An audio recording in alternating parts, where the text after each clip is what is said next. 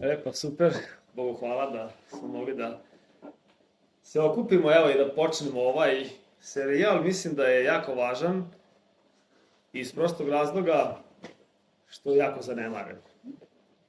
Generalno gledano, u današnje vreme. Kada čitamo o takozvanom velikom poslanju, imamo ga zapisano na dva mesta, tako, Marko 16, 15. i 16. stih kaže ovako: I reče im, idite po svemu svetu i propovedajte evanđelje svakom stvorenju, koji uzveruje i pokrsti se, spašće se, a ko ne veruje, osudit će se. Ali u Matej 28, od 18 do 20 imamo takođe isto, da kažem, veliko poslanje, ali bi rekao prošireno. I zbog toga mislim zanemareno dosta. Dakle, ovde kaže Isus njima i pristupivši, Isus reče im govoreći: dade mi se svaka vlast na nebu i na zemlji. I zato idite i načinite učenicima iz svih naroda, krsteći ih u ime Oca, Sina i Svetoga Duha, učeći ih da sve drže što sam vam zapovedao. I evo, ja sam s vama u sve dane do svršetka veka. I gledajući ova dva odlomka, rekao bi generalno da su se uglavnom hrišćani i misionari, službe i sve to fokusirali na Marka 16, mnogo više nego na Matej 28. I mi smo hteli da probamo da napravimo nekako balans, da to ne bude samo, zahvalni smo jako Bogu, naravno, za svakoga jednoga koga je Bog poslao na bilo koji kraj zemlje i koji je otišao tamo da objavi evanđelje. Ali samo objaviti evanđelje i da neko postane, da kažem, obraćenik, ili kako da kažem, da su mu oprošteni gresi, to nije sve što Bog ima za nas. Znači, Bog ima nešto mnogo više i mnogo dublje i mnogo, da kažem, što će njemu dati veću slavu. I što zapravo jeste njegova volja, jel? I to upravo čitamo ovde. Dakle, ne samo da uzveruješ i da se pokrstiš i da budeš spašen, nego da postaneš učenik. I mislim da je to nešto što nije možda toliko naglašeno u današnje vreme i zbog toga smo imali želju da o tome pričamo i da o tome govorimo, da bi svaki jedan mladić, devojka, kogod dođe Hristu, naravno i koji su stariji, nije poenta doći i dobiti oproštenje greha i u tom kontekstu primiti večni život, nego je poenta postati učenik. A postati učenik morate priznati da je to nešto puno više od onoga samo doći. Mislim, to znamo, evo, vi svi koji ste učili neki zanat, ako ima neko između vas, onda znaš da bi ti bio majstor nekog zanata, ti odeš kod tvog majstora i ti si šegrt ili kako se zove, učenik, i ti učiš od njega. I ti imaš tu oko koji da učiš, osim onoga što ti znaš kao teoriju iz škole. Tako da ja sam želeo da danas počnemo sa tim šta bi uopšte podrazumevala reč Božja pod učenikom. Jer mi danas, naravno, mi se zovemo braća i sestre u Hristu, jel tako, nanovo rođen, kao primio si večni život i tako dalje. Znači, postoje razni kao termini i razni izrazi u smislu toga kada je neko predao svoj život Gospodu, ali Isus zapoveda, dakle, ovde. Ovo nije izbor. I to pogotovo od onih koji su odgovorni, da kažem, ajde u ovom slučaju ja u nekom smislu, jel, u ovoj crkvi, ali i u svakoj lokalnoj crkvi. Dakle, nije poenta da se samo neko krsti, nego da postane učenik. I mislim, ne treba nam puno kao pameti da vidimo da mnogi nisu učenici. I upravo ćemo to videti iz ovih uslova učeništva i svako će od nas takođe moći da primeti i da zaključi za sebe da li jeste učenik ili ne. Naravno, kad kažem učenik, ne mislim na savršenstvo u smislu da ti sve savršeno ispunjavaš kao što Bog kaže. Naravno da tu postoji progres rasta i sve to, ali postoje ova neka 3 uslova koja u startu bi svako trebao da ima u svom srcu na takav način da bi to trebalo da bude zapravo uslov za krštenje pre svega. Jer on kaže, vidi, kaže ovako u 19. stih, idite, načinite učenicima krsteći ih. Znači ti trebaš nekome ko se još nije krstio da mu objaviš uslove učeništva. Naravno da ne očekuješ od njega jer treba ti ceo život da savladaš svu puninu, da kaže, učeništva sa Gospodom. Jer mi od njega imamo stalno da učimo i niko ne može da kaže da je sada nešto dostigao, da nema čemu da se uči, jel? Ali je stvar u tome da to mora da bude u njegovom biću na takav način jasno da on to sasvim jasno razume, sasvim jasno prihvata, iako nije savladao, naravno, sve lekcije u vezi toga, jel? Tako da bih u skladu sa tim počeo odnosno sva 3, evo, jedna stvar što je laka za zapamtiti, sva 3 uslova za učeništvo su u Luka 14. Dakle, Lukino evanđelje, 14. poglavlje. I baš je i Braša u nedelju dosta to spominjao, a mislim da i na prošle nedelje u četvrtak na sastanku smo mi isto o tome pričali. Tako da, Luka 14, eto, 3 uslova učeništva su, prvi uslov je u 26. stihu, drugi uslov je u 27. stihu i treći uslov je u 33. stihu. Ja bih teo onako da prođemo malo kroz te uslove, zato što je to nešto stvarno što je jako važno. I pošto je prvi uslov u 26. stih, hajde počitaću 25. stih koji kaže, iđaše pak s njim, dakle sa Isusom, mnoštvo naroda. I on, obazrevši se, reče im. Čini se kao da je Isus teo da se razredi, da kažem, to mnoštvo koje ga prati, ako mogu tako da se izrazim. Mislim, ako mnoštvo ide za njim, možeš da im pričaš onako samo neke lepe stvari, tako priče, sve to, i imaš mnoštvo, tako. Bojim se da je danas slučaj često da kao ljudi teže, pogotovo vođe crkva, teže da ima puno ljudi, da se razumemo, nema ništa pogrešno u tome da mnoštvo ide, ali Isus je na više mesta u evanđeljima, kada ga je mnoštvo, onda je on govorio tako neke jake reči, te su mnogi otišli, kao na primjer u Jovanovom evanđelju što imamo zapisano tamo da li 6. 7. glava, gde je on govorio baš teške reči, ko jede telo moje, ko pije krv moju, to nije tako lako razumeti nekom ko ne zna ništa tako o Gospodu. I kaže, čuši to, puno njih su ga, kaže, ostavili i nisu više hodali za njim. I onda on pita kao učenika, kao, da nećete i vi da odete, a Petar kaže, pa kome, Gospode, da idemo, ti imaš... Tako da, čini se da je Gospod puno više puta, znači najmanje 2 puta, kada ga je pratilo veliko mnoštvo, on je rekao takve neke stvari da bi, čini se mnogi odustali. Jer njemu nije stalo da ga prati mnoštvo, nego njemu je stalo, iako nema ništa protiv mnoštva naravno, ali njemu je stalo da ljudi ne dolaze tu zbog čudesa, zbog toga što će se najesti, jer kad on od malo hleba i ribe napravi puno, i tako dalje, ili da vide čudo neko. Ljudi vole to, ustane neko iz mrtvih, wow, to je super stvar, tako, ili izleče nekog, to je isto super stvar. I hvala Bogu, on je to sve radio naravno u sili duha, ali nije želeo da to bude ljudima motiv zašto bi se okupili oko njega. I onda je s vremena na vreme rekao tako neke teške stvari, gde su se verovatno oni koji god su bili, da kažem, koji nisu bili jednostavno cenili srce za njega, oni su odustali. Da kažem, oni ga više nisu sledili. Znači, to je neka pozadina, ajde da kažem.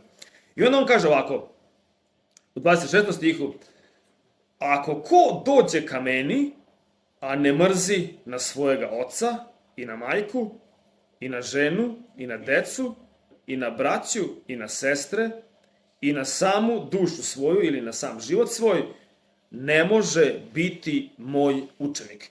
Ono što je važno da zapazimo u sva 3 ova uslova, on jednostavno kaže ne može biti moj, znači nema šanse, znači ne postoji način da budeš njegov učenik ako ne ispuniš ovo. I to je važno da razumemo.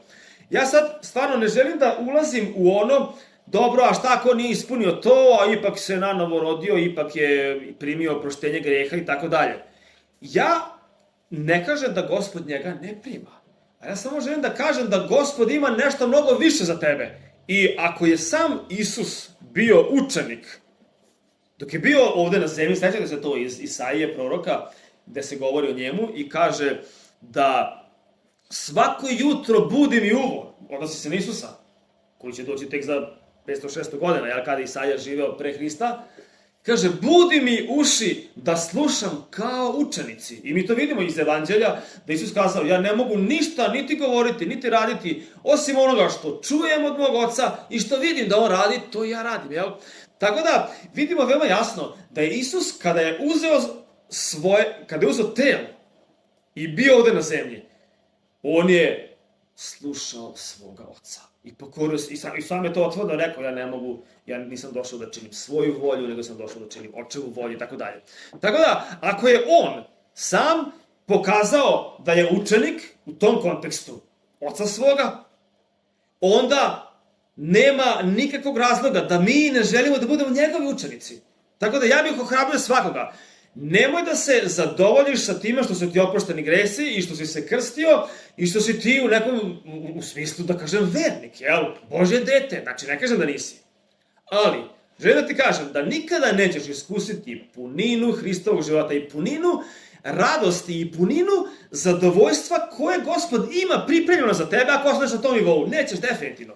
Bićeš tu negde i ovo i ono i ne kažem možeš na kraju biti nekad u nebu. Ne ulazim u to.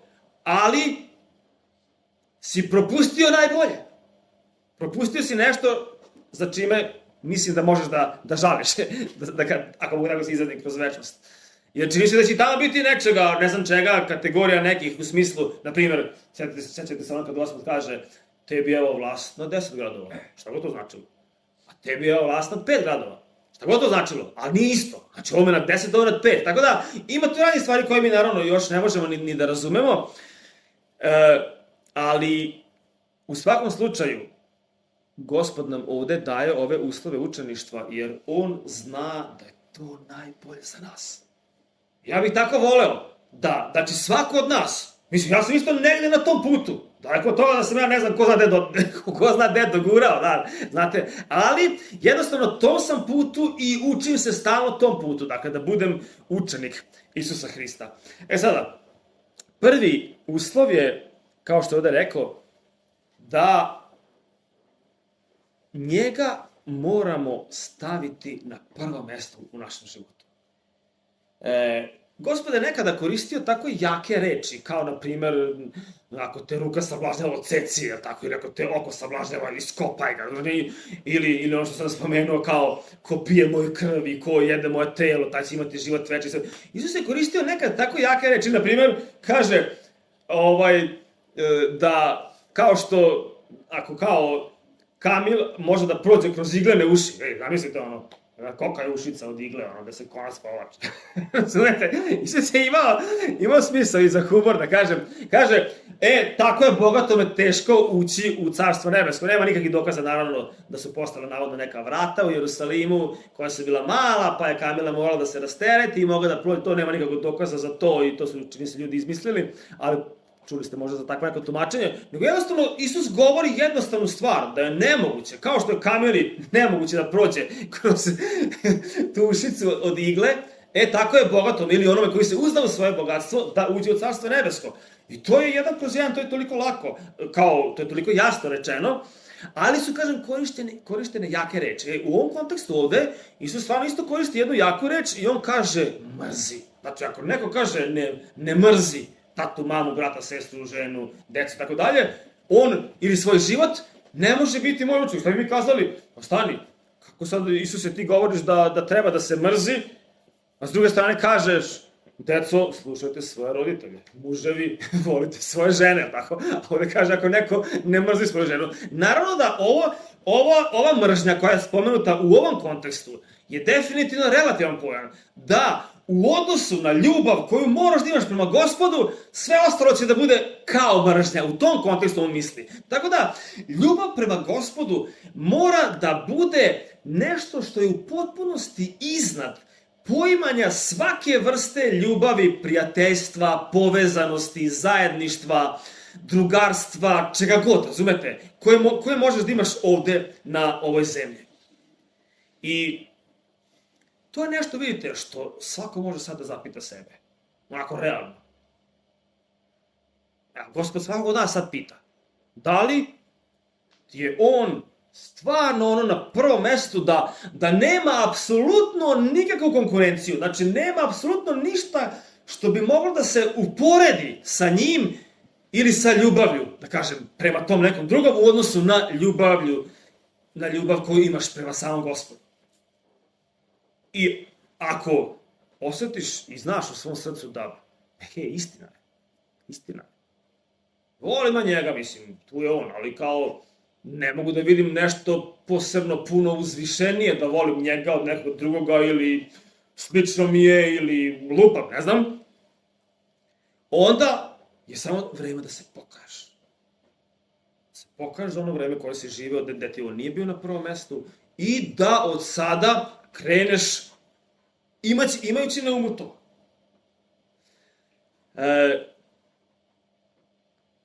To, s jedne strane, čak možeš i da misliš da volim ga stvarno cijelim srcem. Volim ga ubedljivo najviše, nema ništa drugo što bi ja voleo više.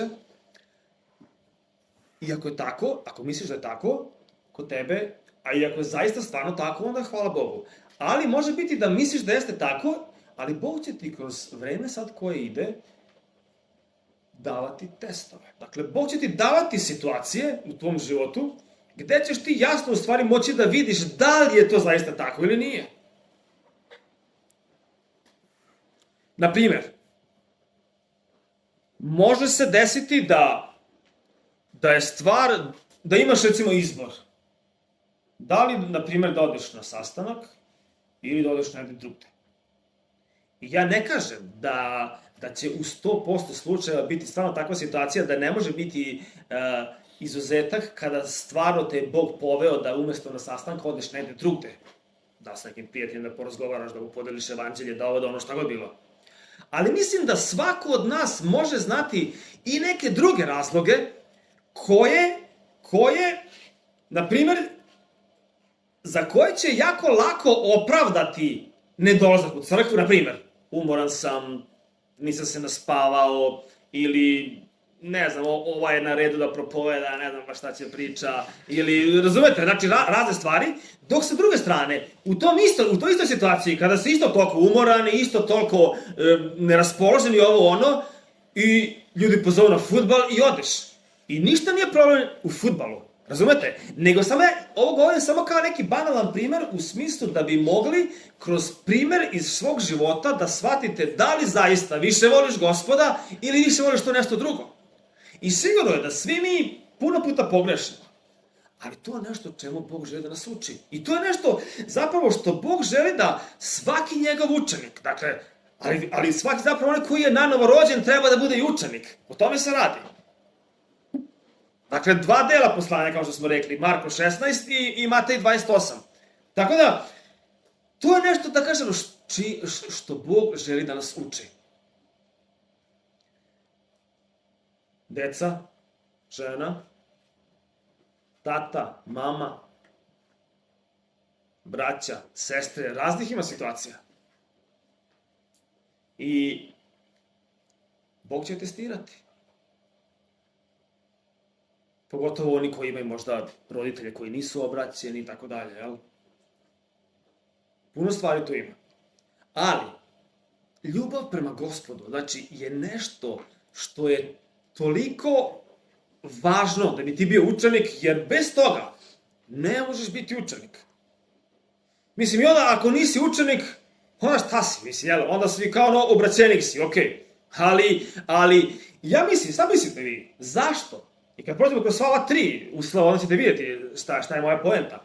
Šta mislite, zašto danas u crkvama toliko svađe, toliko podele, toliko neslaganja, toliko toga da ovaj ne može da priča sa onim, znaš, a onaj se ne slaže sa onim.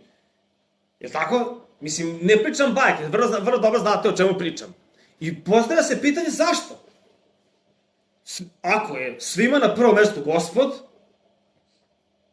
druga stvar, svako se odrekao svoje volje, nosi svoj krst i tako dalje, treća stvar, odrekao se svega što ima i ide za Gospodom. dakle, vidjet ćemo kad prođemo kroz sve ove. Mogu samo jednostavnu stvar da kažem. Da, učenici koji su zaista učenici, znači ispunjavajući ove uslove i držeći sve ono što je Gospod zapovedao, ne samo ovde, nego ići ćemo ceo serijal, Isus je puno šta zapovedao, jel, u njegove reči, ali se radi o tome da oni koji su učenici njegovi i koji to prihvate, sasvim jasno, ne kažem da su savršeni, ali sasvim jasno da će se jako teško ljutiti, jako lako će opraštati, jako lako će se uklapati sa drugima, neće kritikovati, neće osuđivati. Razumete? Jer to je sve tako povezano. Jer ti kad učiš od Isusa, pa on te uči svemu onome što je dobro i učite također svemu onome da ostaviš što je loše. I onda u tom kontekstu, ti kad si njegov učenik, pa onda je ljubav, onda je radost, onda je mir, onda je sloga, onda je zadovoljstvo, razumete? I tako bi trebalo da bude po svim crkvama. Međutim, ja se bojim da u suštini ima puno krštenika, razumete, ima puno obraćenika, ali ima jako malo učenika. I zbog toga što ima malo učenika, zbog toga su problemi. Što ne znači ako je puno učenika, da neće biti ponekad nekih stvari. A znate šta će biti? Ako si učenik i došao do nečega da si se, ajde primjer radi, si se posvađao sa nekim. Znate šta će učenik da radi? Pa neće proći 2 minuta, on će otići, hajde, brate, molim ti, izvini, oprosti mi, pogrešio sam, znači, prenaglio sam. On će to uraditi jer on je učenik, a Isus mu kaže, idi se, izmiri se, jer ako se ne izmiriš, tvoje molitve ne idu dalje od plafona, ne interesuje me, šta god ti molio. Tvoje molitve ne idu nikoli. Ako, na primjer, muž ne tretira svoju ženu kako Gospod želi, Gospod kaže, zaboravi, tvoje molitve ne čujem. Možete ti moliti do kraja života, ja tvoje ne interesuje me šta se ti moliš, ako ti svoju ženu ne tretiraš kao kraljevu kćer, kao moju kćer. Gospoda ne zanima ništa, razumete? U tom kontekstu govorim da je onaj, dakle, svi smo ljudi i svi pogrešujemo, ali oni koji su učenici, oni će to odmah da ispravljaju. Dok onaj koji nije, on drži svoje pravo, on kaže, ne, on je meni tako, nema ja ništa više s njim, zaboravi, razumeš? Ok, zaboravi, ali onda nemoj da se iznenadiš u posljednji dan. Šta će Gospod da radi? Jer sećate se onoga koji nije teo da oprosti. Vraćaj mu je sav onaj dug u 10.000 talenata.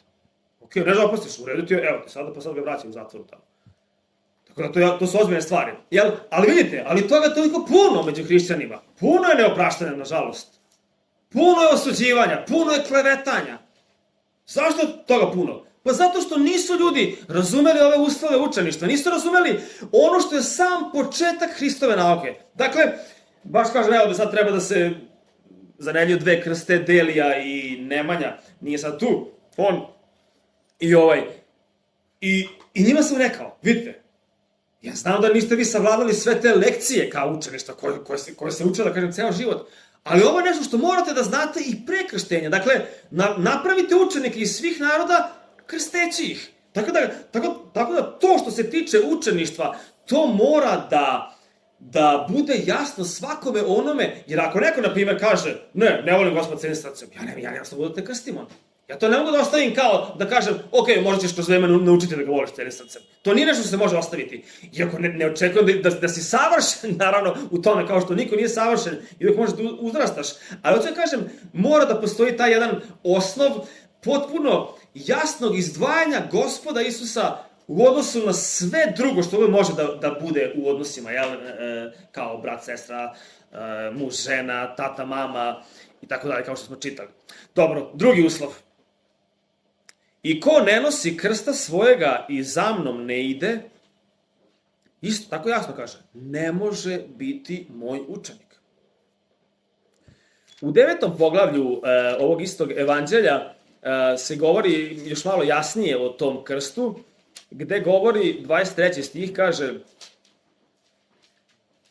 Luka 9:23, a svima govoraše, ko hoće da ide za mnom, neka se odrekne sebe i uzme krst svoj svaki dan. Dakle, ovdje ima ono svaki dan. I neka ide za mnom. Dakle, sad šta je to što bi moglo da označava? Šta znači u stvari nositi krst svaki dan? Vidite, na prvom mjestu moramo razumeti da Isus ne bi imao nikakav autoritet da ovo zapoveda ako on sam to nije ispunio. Dakle, ako on nije celim srcem voleo svoga oca i pokorio se njemu i slušao njega, kako bi on mogao onda da nekom drugom govori, celim srcem ti voli mene? Pa ne bi mogao. Ili da on nije nosio krst svoj svaki dan, kako bi mogao da kaže meni i tebi, a sad ti nosi krst svaki dan? Ne može. Jednostavno, on je ono sve što je zapovedao učenicima, što je predavao učenicima, svojim apostolima i sve to, on je prvi sam sve to i radio i živeo. I tek tada, naravno, ta reč ima i autoritet. I ja znam, vidite, da i ovo sad ja što govorim, ako ovo nije moj život, onda ove reči nemaju nikakav autoritet kod vas. Možete kažete, ok, ti to lepo pričaš, ali ja znam kako ti živiš, razumiješ, i tako dalje.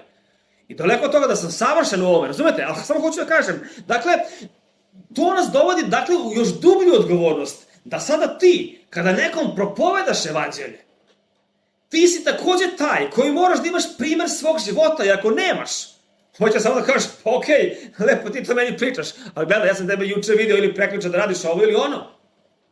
Ti možeš kazati, pokazao sam se, pa super, pokazao si, ali ja nisam znao da si ti pokajao, a sam tebe video. Razumete što da kažem? Mada svi mi pogrešimo, ali hoću samo da kažem da to nas vodi na jedan mnogo dublji nivo zajedništva sa Gospodom, nego što možda trenutno vidimo, tako, kod nas ili u našoj okolini. Dakle, ovde kaže da krst treba da se nosi svaki dan. I, naravno, Isus je poslednjih dana, da kažem, svog života nosio fizički krst, na Golgotu, gde je bio razapet. Ali on kad kaže ovde da nosiš krst svoj, to znači da se odrekneš svoga ja. Jer vidite, naše ja je definitivno velika prepreka. Zapravo, osnova svakog greha je moje ja. Šta drugo? Znači, kada god si pao, kada god si zabrljao, kada god si nešto zgrešio, u početka je tu bila tvoja volja. Ništa drugo. I zato Bog želi jako sa time da se pozabavi. Zašto? Pa iz tog razloga što je on došao da oslobodi narod svoj od greha njihovih. On je došao i mene i od tebe da oslobodi greha. Ne samo da mi oprosti grehe, pa onda ja zgrešim opet, pa mi on opet oprosti, pa onda opet grešim, pa mi opet prašta. Hvala mu što prašta. I to nam je osnov da bi uopšte mogli da se dignemo i da idemo za njim. Ali, možeš da razumeš da nije poenta da ti prašta i da padaš opet i da ti opet prašta i da padaš opet. Nego poenta je da te kroz vreme nauči nečemu i sada te oslobodi od tog greha. Sad ti više ne moraš da radiš taj greh. Razumete šta kažem? I u tom kontekstu sam siguran da ako pažljivo živite svoj život, svaki dan ćeš vidjeti priliku da umreš sebi. Primjer radi, vi svi koji ste deca, i sam sam bio nekad dete, mislim, naravno sad sam dete, ali kao, sad ja imam i svoje deca, ali kao dok sam bio u domu svojih roditelja, i sad mama ili tata nešto kažu, pa sve u tebi ide protiv toga, sve u tebi govori, ma neću da slušam. To možda i vama dešava, ne znam, meni se to dešavalo, razumete? I onda posle kako vreme prolazi ti možeš neke stvari više da shvataš, bolje da razumevaš i tako dalje. Ali hoću samo da kažem, ili na primjer u školi, nastavnik, profesor, traži ovo, traži ono, joj, smara, jel, kako to se danas popularno, smara. Pa ništa on tebi ne smara, on ti kaže nešto što trebaš da uradiš, alo, kako je to smaranje? On ti je autoritet, razumeš? Ali mi kažemo smara i mi još se kao zadovoljavamo kako smo pametni, razumeš? Što nećemo da radimo ono što nam on kaže. Ali budimo realni. A šta je problem? Pa problem je što ne možeš da umreš svome ja. Znači tvoje ja kaže, neću slušam, ja znam bolje. Razumete? I to je poenta. Ali ako ti ne odustaneš od svoga ja, ti ne možeš biti njegov učenik. Pa ti sad biraj. Nek te smara, ne radi šta hoćeš, ali ti ne možeš biti Hristov učenik. Sad moje pitanje, šta ti je važnije? O tome upravo govorimo. I polako vam dolazi verovatno mnogo više na to. Zašto je stanje po crkvama na mnogim mestima? Ne kažem na sigurno, ne na svim. I hvala Bogu gde god je radost, gde god je ljubav, gde god je mir, gde god zajednice napreduju u ljubavi, napreduju u rastu. Ali ne možemo da zažmurimo i da kažemo da nema onog drugog. I samo pitam, koji je razlog? Pa evo, ovo je razlog. Zamislite se sad vi u jednoj crkvi, pa neki... Zašto Gospod kaže, ako se dvojica ili trojica samo slože po nekim pitanjima, to je već da kažem, dobar uslov za crkvu. Šta time Gospod želi da kaže? Pa time Gospod želi da kaže da puno puta ni dvojica ne mogu da se slože. Puno puta nemaš ni samo 2 ili 3 čoveka koji će se složiti, kojima je jednako na umu slava Božja. Ne kažem da se slože u svim tančinama doktrine, razumeš, ili naučavanja iz pisma, stvarno, Bog nam dava veliku slobodu da može neko nešto da razume ovako ili onako. A razumete o čemu govorim? Tako da to nam pokazuje da ta naša volja je toliko jaka, ja mislim da smo mi svi iskusili u stvari, da naša volja je stvarno toliko jaka, da jednostavno neke stvari koje su potpuno bezvezne, a ti ne možeš da ih prihvatiš. Zašto? Pa samo zato što nećeš da odustaneš od te tvoje volje, drugim rečima, nećeš da odustaneš od ponosa. I u toj situaciji, moje pitanje je, šta Gospod tebi da radiš? Mislim, šta da ti poveri? On ti kaže, idi tamo, ti imaš svoju volju i ne uradiš to. Ti kaže, idi vamo, ti opet imaš neku svoju volju i ne uradiš to. Mislim, šta on može da poveri čoveku kome nije u srcu na prvom mestu njegova volja? Tu može da bude samo, mislim, naravno da Gospod to neće moći da sprovede to delo. A u ljudskim odnosima, ako je to tako, može da bude samo svađa, ništa drugo. A na kraju, ili da kažem na početku, šta se volimo u svakom oče našu? Da bude volja tvoja na zemlji kao što je na nebu. Kako njegova volja na nebu? Pa njegova volja na nebu je definitivno ona koja se bez pogovora izvršava. Kada je u svoje vreme Bog rekao anđelu Gabrielu ili Gavrilu, idi tamo kod Marije, ili idi tamo kod Zarije, on to bez pogovora radi. Oni izvršavaju sve zapovesti Božje. Takva je volja. Tako je na nebu. A mi se molimo da želimo da tako bude i na zemlji. A na prvom mjestu u tvom srcu. Mislim, tako, hvala Bogu, doći će vreme kada će biti njegova volja na zemlji, kada on dođe i kada bude vladao ovom zemljom i kada budemo mi zajedno, naravno, sa njim vladali. Ali, dok to nije, mi znamo da ovaj svet leži u zlu i da je Sotona princ ovoga sveta i tako dalje, da je svet u tami i sve to znamo. Ali u Božjem carstvu, u tvom srcu i u Božjem carstvu, u Božoj crkvi, u svim skupštinama ili zajednicama ili crkvama, svim skupinama vernika gde se okupljaju, treba Božja volja da vlada. Ali vidjet ćeš, ti ako ne možeš da je sprovodiš tu Božju volju u tvom životu, ti dođeš u crkvu sa tom tvojom svojom voljom i tako dođe još njih 30 sa nekom isto svojom voljom. I moje pitanje je kako onda da se izvrši Božja volja, razumete? Zato mislim da su ovo jako važne stvari. Da se govore odmah na početku.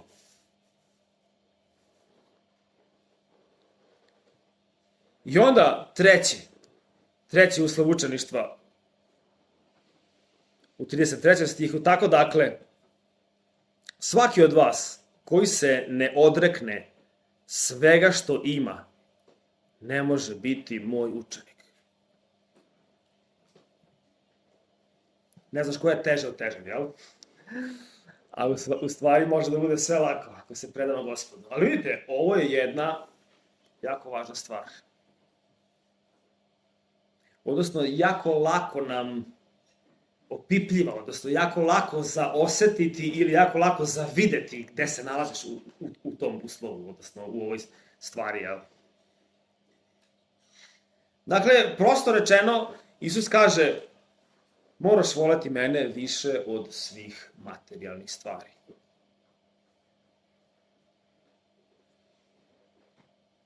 Sada, ovim, naravno, Isus ne misli da mi ne smemo ništa imati dok smo ovde na zemlji, u smislu da mi trebamo da odemo u pustinju i da živimo u šatoru, nemajući ništa tako od ovoga sveta. Nije to poenta.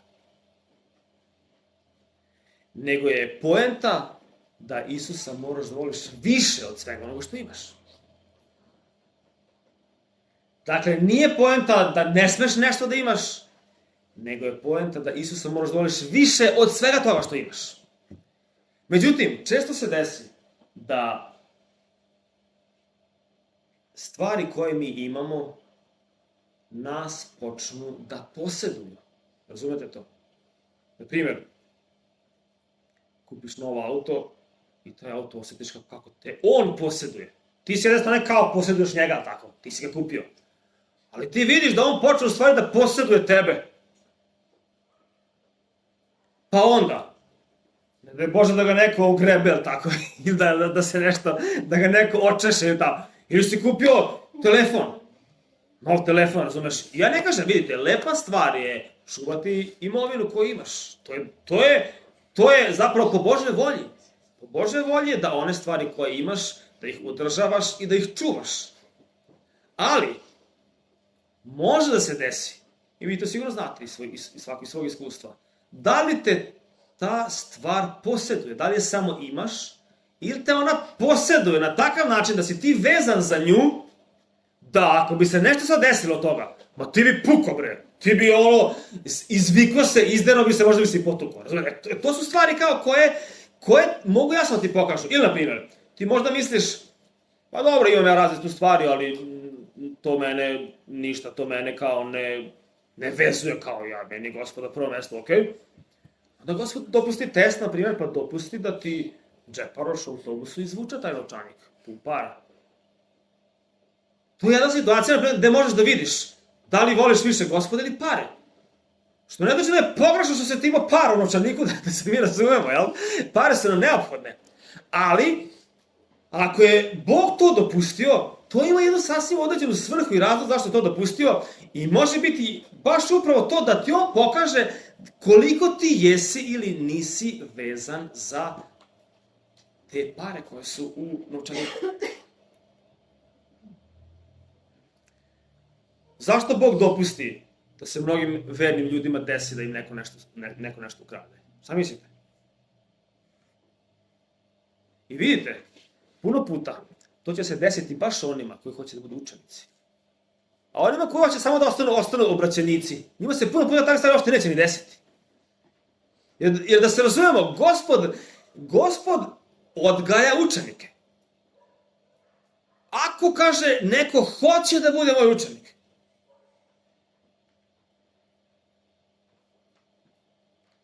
jer hoćeš da budeš učenik, ako nećeš, u redu je, idi svojim putem. Gospod nikog ni nešto ne prisiljava.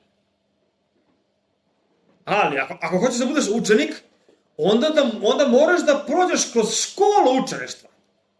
Dakle, to je mnogo više od onoga što obično, naravno, svaki, kao ko se obrati i krsti, obično kao vode ga u učeništvo, kao u smislu, kao da ga provedu kroz ono što Isus učio. I to je u redu, ali to je samo nauka. Ali to da bi ti primenio u svom životu, vidjet ćeš da će Bog morati da se bavi sa tobom. Morati da se bavi sa tobom.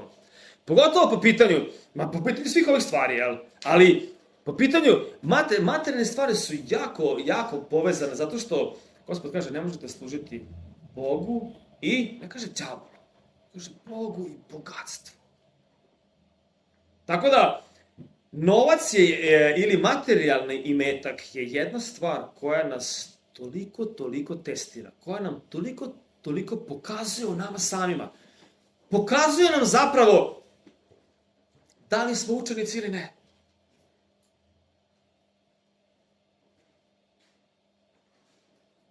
I u zavisnosti od toga kakvi su naši prioriteti, odnosno koliko nama Gospod na prvom mestu, mi ćemo tako raspolagati i sa našim finansijama koje nam Bog da.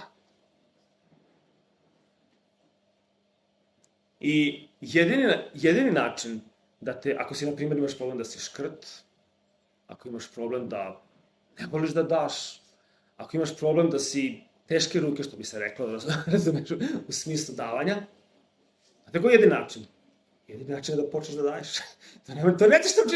To nećeš naučiti nijako drugi način, nego kad dobiješ tu platu, pa daj onda nekom nešto. Tako se uči. Tako se uči da se oslobodi od škrtosti, davanjem.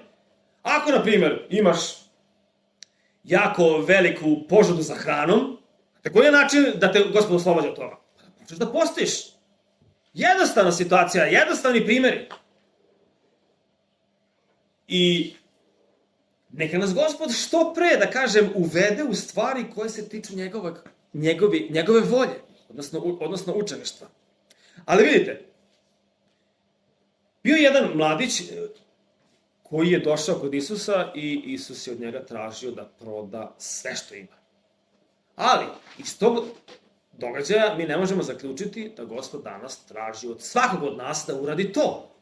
Ali, pošto je Bog video da je ovaj čovek, mladić, toliko zaražen sa tom prevarom bogatstva, video je da je jedini način da se on oslobodi toga je bukvalno da se to totalno odstrani.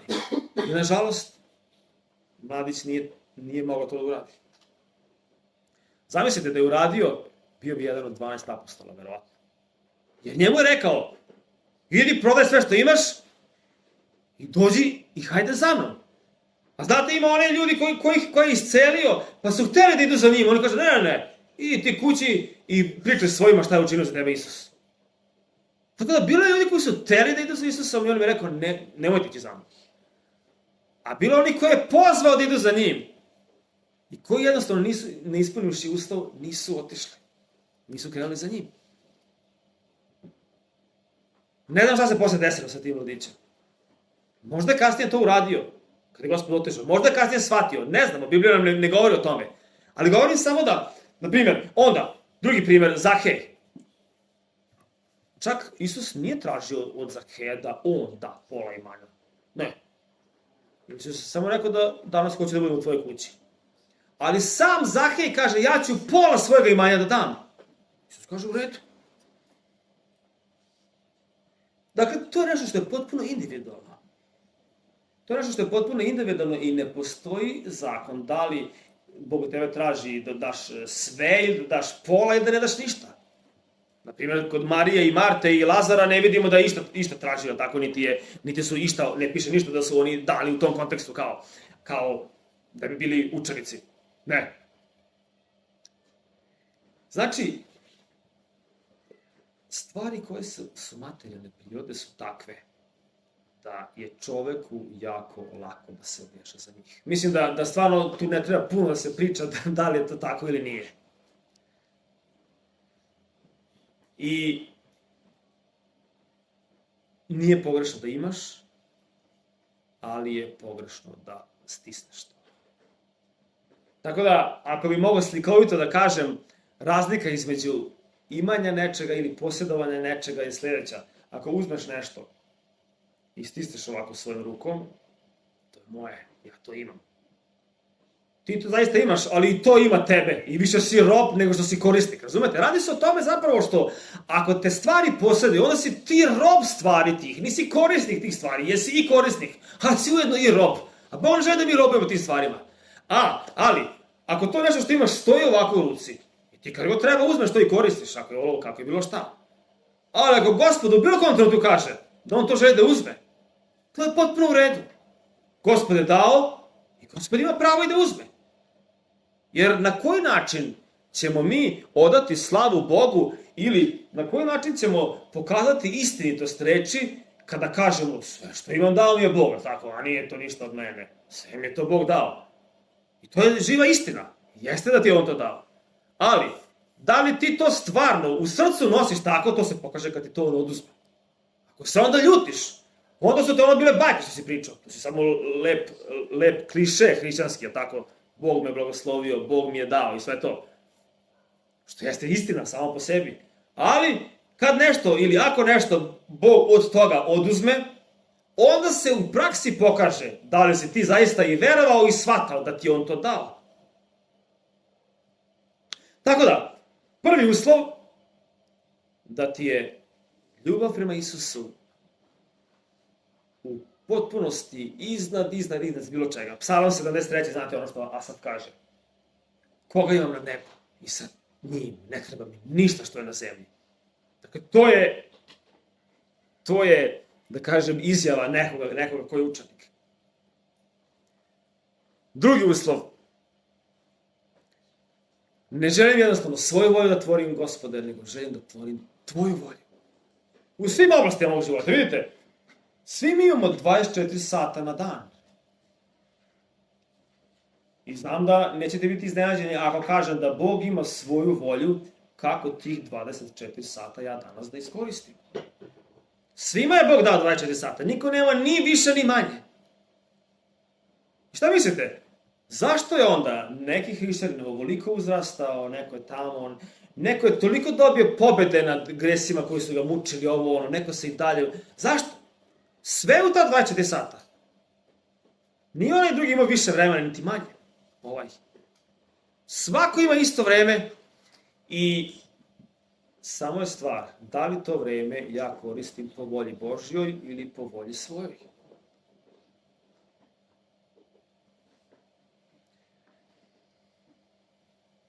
Ne samo vreme, novac također, energiju, ambicije moje, budućnost moju. Dakle, ja mogu da predam Gospodu. Mogu da kažem, ne, ja znam šta ću, to mora ovako. Jednostavno ne dopuštam da Bog ima upliva u moj život, a On želi jer ako shvatim da je njegov plan najbolji za mene, onda se sve stvari rešavaju. Ako ja predam Bogu da Bog vodi moj život, ja ću nešto izgubiti. On se postavlja pitanje u stvari kakvu ja veru imam, odnosno kakav je taj Bog kojeg ja verujem. I treće, ne želim da posjedujem ništa, iako ću sa zahvalnošću koristiti mnoge stvari koje mi je Bog dao. Ali ako mi ih nekad oduzme, ja ću jednostavno kazati, Gospod je dao, Gospod je uzeo i šta? Neka je blagosloveno ime Gospodnje. Tako da kada je Isus kazao u Mateju 28, idite i načinite učenike iz svih naroda, on je novo mislio. Nove 3 stvari on mislio, primarno. Gde jednostavno, kao što smo spomenuli sada u Luki 14, on to govori jednostavno da ne možeš biti učenik. Ako ti to nije tako jasno i ako celim srcem ne želiš da to se zaista sve više i više u većoj meri ispunjava u tvom životu.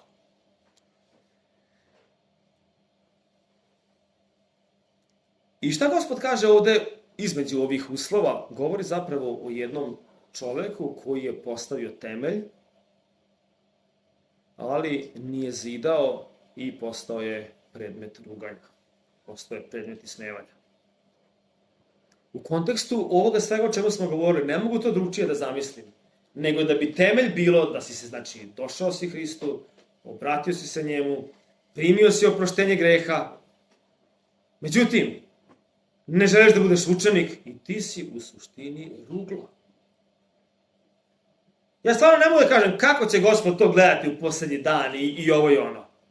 Ali, iz onoga što mogu stvarno da vidim među vernicima, kako se lako naljute, kako teško opraštaju. Pa jednostavno tu nemaš šta drugo da misliš, nego jednostavno znaš da jednostavno tu nisu ispunjeni uslovi učeništva. Šta drugo mislim?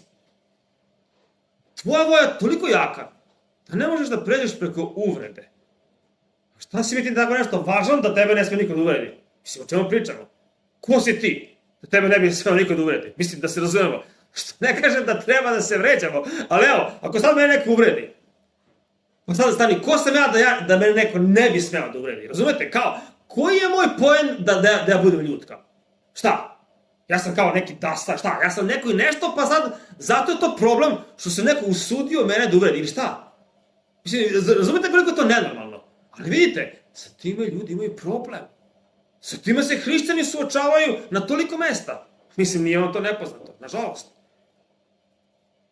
Klevetanje, ogovaranje. Znaš, ovaj šta je redo, onaj šta, jesi čuo šta onaj uradio, jesi čuo ono. Pa da li sve to? Ako možda pomogneš, pomozi i moli se. Ne možeš da pomogneš, ba da li? Znate ono, daj samo ću to spomenuti još. Sad kad sam već ovo spomenuo, to nisam ni razmišljao dok sam se spremao, ali kada Gospod kaže, ali da ne postrada, preko Petra apostola, ali samo da niko kaže ne postrada među vama kao lopov ili kao zločinac ili kao ubica ili kao onaj koji se meša u tuđe poslove. Sada ja mislim, vidite, Niko od nas, ja mislim, nije iskušavan da bude ubica, mislim, budemo realni, tako? Niko, verovatno, nije također ni iskušavan da bude lopov, mislim, od nas. Ali moje pitanje je, da li si iskušavan da se mešaš u tuđe poslove? To smo još kako svi iskušavani. Znači, nešto što te se uopšte ne tiče, nema veze ni sa tobom, ni sa tvojom porodicom, ni sa tvojom lokalnom crkvom, nego tamo negde nekom se nešto desilo i tebe je sad bitno da to saznaš, da to prepričaš, da to ispitaš. Batali, nemoj da se mešaš u tuđe poslove. Ima ko je odgovoran za te stvari u onoj tamo nadležnosti. Ali vidite, naša radoznalost i naše ja i naše zapravo neslušanje Gospoda čini da mi upadamo u te stvari, ako upadamo. Tako da eto, ne bi više dužio, mislim da ova 3 uslova su stvarno početak ovog serijala, gde jednostavno, samo da ove 3 stvari zapamtiš, ja sam siguran, ako ti je Bog nešto progovorio od ove 3 stvari, i to počneš da primenjuješ u svom životu, ja nemam nikakve nesigurnosti u vezi toga da li ćeš ti napredovati u Gospodu. Ja sam potpuno siguran. Ako ti priznaš odmah sve Gospodu, pokaješ se odmah za sve ono što nisi i kažeš, Gospode, danas sam čuo možda prvi put neke stvari koje jesu tu negde bile, ali nisam znao da su toliko važne baš, ili nisam znao da su toliko bitne, ili nisam znao da su zapravo krucijalne za život sa tobom. Kajem se za sve ono što nisam znao. Ali Gospode, evo, predajem ti se sada i želim da ti radiš u meni tvoje delo. Da te volim celim srcem više od bilo koga. To ja spomenjem i na venčanjima, ne? Između kad se muž i žena venčavaju. Ako su oni jedno drugom na prvom mestu, to neće biti uspešan brak. A ako su oni jedno drugom na drugom mestu, ako je oboma na prvom mestu Gospod, to je uspešan brak. I zato ja prvi ne bih voleo da mojoj ženi ja budem na prvom mestu. Ne bih to voleo, jer nema uspeha u tome. Nego ja želim da moja ženi bude na prvom mestu Gospod. I kada je Gospod na prvom mestu njoj, i kada je Gospod na prvom mestu meni, onda je odnos između nas onaj kakav Bog želi. Onda mi postajemo jedno. Ali to je tako i u drugim stvarima. Kada ti voliš Gospoda celim srcem, onda će na pravo mesto doći i ljubav prema tati, i ljubav prema mami, i ljubav prema braći, i ljubav prema sestrama, što naravno neće značiti da ćeš ti morati svaku njihov prohtev, zahtev da ispuniš. Jer kad voliš Gospoda, onda ima nešto što je važnije nego što oni kažu, u datim momentima. Ali poštovanje i zahvalnost za ono što su radili za nas roditelji, to uvek, naravno. Tako da neka Bog blagoslovi njegovu reč i neka nas svima pomogne da možemo da krenemo tim putem učeništva i da bi svaki dan napredovali na tom putu.